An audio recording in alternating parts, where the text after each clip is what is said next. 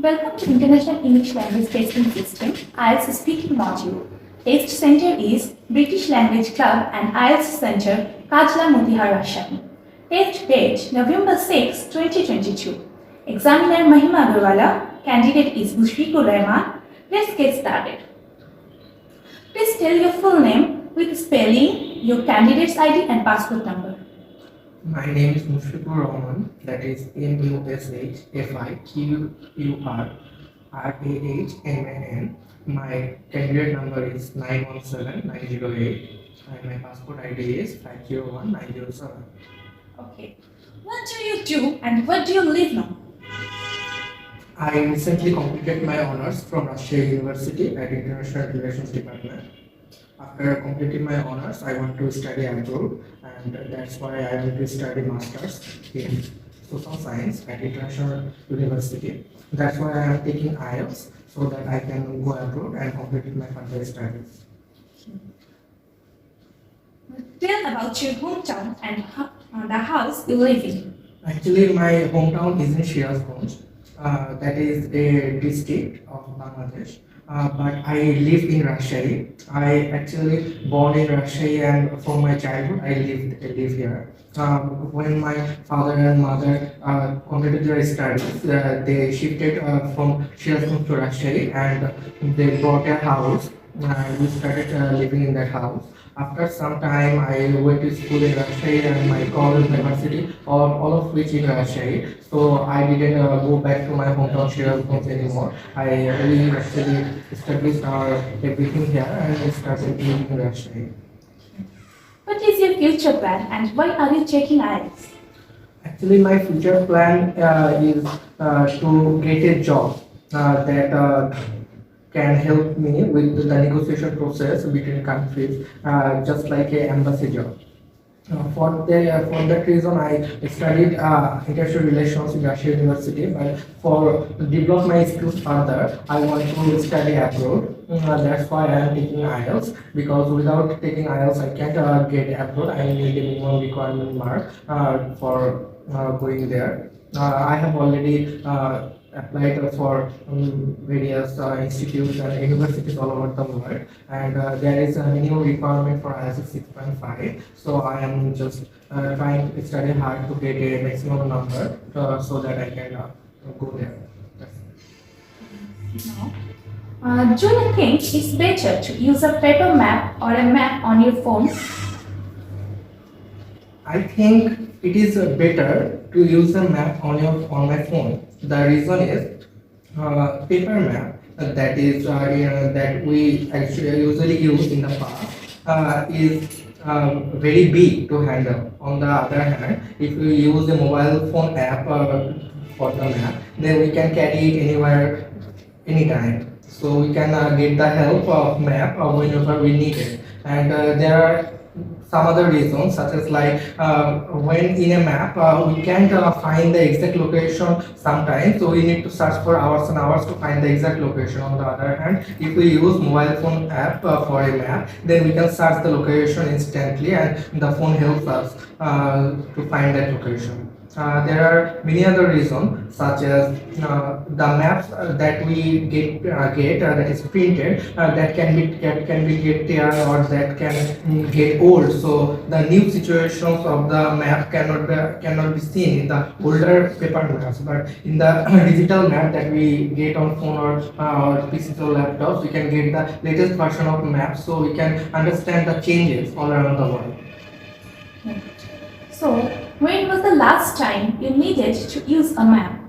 The last time I need to use a map when I went to Dhaka few days ago at my friend's home. Actually, I am from Rajshahi, so I am not very familiar with the streets of Dhaka. So when I went to my friend's home, I actually seemed to be lost. I don't know where his home is. I only had his address, don't know the exact location. So that time I used my phone to locate the exact location of my friend's home and went there. Not only to locate my friend's home, but also after I went to Dhaka, I visited many places. I don't know the exact way to go there. So I used the map on my phone and use it to study the route that I need to travel.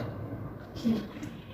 If you visit a new city, do you always use a map to find your way around? Yes, obviously. Every time I went to a new city, I always use that Google Map on my mobile phone to explore the city because there are many things that I can find without Google Maps, such as most famous locations or the busiest route or the traffic areas. That's why I use the map so that I can find those areas easily and I can avoid traffic or overpopulated areas.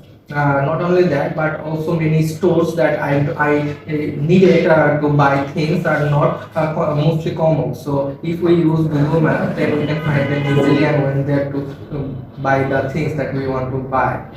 So that's why every time I went to a new city to explore, I always use a map. In general, do you find it easy to read maps? Actually, I feel easy to read Google Maps that are digital, not the maps that are on the paper, because on the paper you need to search, you need to have a general knowledge about those maps, because if you don't know which cities is around which cities, then you will find it's quite difficult to pinpoint a perfect location.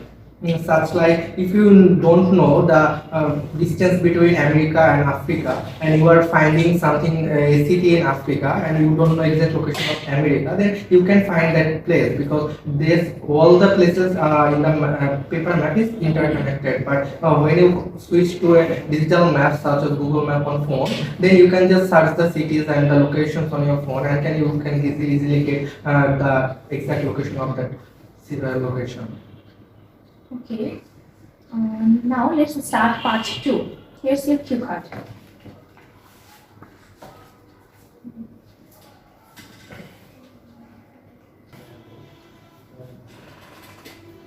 The last time I have to do something in a hurry, that is, I faced an accident.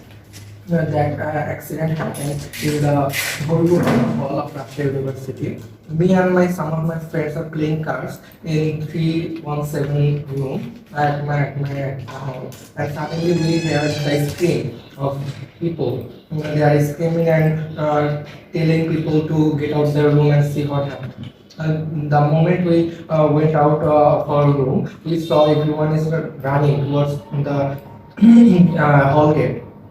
So we also ran there and we saw a boy who fell off the third floor of our hall and he is constantly bleeding. The first moment I saw that situation, I went there. I tried to hold the head that was bleeding so much with my hand so I could reduce the amount of blood that is bleeding. But that has not an effect on that person. So I told my friends to hurry and bring me some towel or other clothes so that we can stop the bleeding so much. The moment my friends all ran to our room to get something to stop the bleeding, I took out my phone and called the proctor of our Rajshahi University and told the situation that happened. Within 3 or 4 minutes, the proctor and the provost council come to the rescue and they called the ambulance. After the ambulance, it was actually 5 or 6 minutes later that the ambulance came and it was constantly bleeding. The person that fell was constantly bleeding and we tried every minute to stop. Even we tried to hold our hands towards the wound so that he will not bleed to die. After that, when the ambulance came, we hurriedly went take the patient to the ambulance and went to the hospital. When we went there, we faced various barriers, such as when we first went there, there is no doctor, only the interns were working in the hospital. So when they saw the patient situation, they don't have the exact solution to solve the problem. Even they want us to fill up the form so that they won't take the responsibility if something happens to the patient. At the time, we are always checking the situation of the patient by putting our hand on his nose and feeling that he is still breathing or not, and we can confirm that he is still breathing, he is alive. So we are in a hurry to find the doctor to save the patient. So At that moment, I don't know what I should do. I started screaming. Actually, screaming, telling the doctors to call the professionals and telling them that this patient is seriously injured and he needs to go to the ICU as soon as possible to save his life. But the nurses and the intern doctors are not taking our words seriously. They are giving him saline and trying to clean the bleeding that is on his head. But after about 15 or 20 minutes, a doctor came, and when he came, he declared that the patient is dead. We are actually very much heartbroken at the time because we tried every means to save that patient, but at the time it is not possible for us to save him anymore. We actually get very angry towards the doctors because we thought that we actually taking the patients and patients was alive. If the doctors could have saved came in time and tried to save him, maybe he could be alive. At that time we actually quarrel with the doctors and the interns, and it gets so much bigger that many of our students of Rajshahi University got injured in a quarrel, or what is say we are fighting with each other. And after that, the people of the government came. And I was I am not much hurt at that incident, but after I came home, I feel that my whole body is in pain. I can't even move my hands or legs anymore. So that's it. Now let's start part 3. Do you think it's okay to arrive late when meeting a friend? I don't think so. Actually, waiting for someone is always very boring. If you have to wait for someone, then you should have something to do to pass the time. If one of my friends told me that he will come in 5 minutes and he takes half an hour or 1 hour to come here, then I will not have anything to do for half an hour or an hour. So at that time, I should be standing or sitting anywhere waiting for him. That is not very good. So I think whenever someone meet other people, he or she should arrive in time. There are many accidents such as traffic jams, accidents, and even some blockades, but that is accidental. Every time we always try, every time we give a estimate of estimate time that we will reach within an hour, then we should try our level best to reach with the location within the time, so that the person is waiting for us don't have to wait much longer. What should happen if two people who arrive late for work? Nowadays we can constantly see that people are always late for their work because most of the offices start at 9 a.m. and at that time if we stand at the door of the company, we can see people are rushing in. Sometimes they are 10 minutes late, sometimes they are half an hour late, and most of the time they give complaint about they are in traffic jam or someone got hurt, that's why he is late. So this type of thing can be considered once or twice, but they can be a regular incident. So if a employee or someone who is constantly late every day in his office, then the company should give him a warning first that he or she should not be late for the work. Next time, if he or she should be late, then he or she will be face the consequences. Not only that, if the incident continues and the person is still coming late at the office, then I think our office should issue a fine to whomever comes late to the office. Can you suggest how people can make sure they don't arrive late? Yes, there are many ways that people can make sure they don't arrive late, because nowadays there is a digital society and we can use the network and connections to know the exact situation on the road. Most of the time people get arrive late because they are caught in a traffic jam. So if I want to meet someone and give the estimated time, I have to give the estimated time that I will arrive in an hour or 2 hours later, then I should check my routine as like I have something to do or I will get busy or not. And then I have to check the road situation as it is in busy hour or it is in not traffic, there is no traffic jam in the road. We can check maps or Google Maps to check on the situation on the road. Not only that, we have to call our friend and show him to exact location. So after we reach the location, we don't have to find trouble to find the person that we are seeing. In this way, we can save that we can make sure that the person who is waiting for us is not late, or I am not late to meet with that person. Is it better to study for long periods or in shorter blocks of time? It is better to study in short blocks of time, because when you are studying for a long period of time, then your mind is constantly getting bored, and you will not remember most of the things you read. As like when someone is starting to read, he or she will be very attentive to his study. As like for half an hour there will be no problem, but after 1 or 2 hours of study he will get bored, and he will read, but that there will be no concentration. So it will be better to read in blocks, as like half an hour block, read or study for half an hour, take a break for 5 minutes, and then study for another half an hour. In this way we can maximize the study time that we study. What are the likely effects of a student not managing their time well?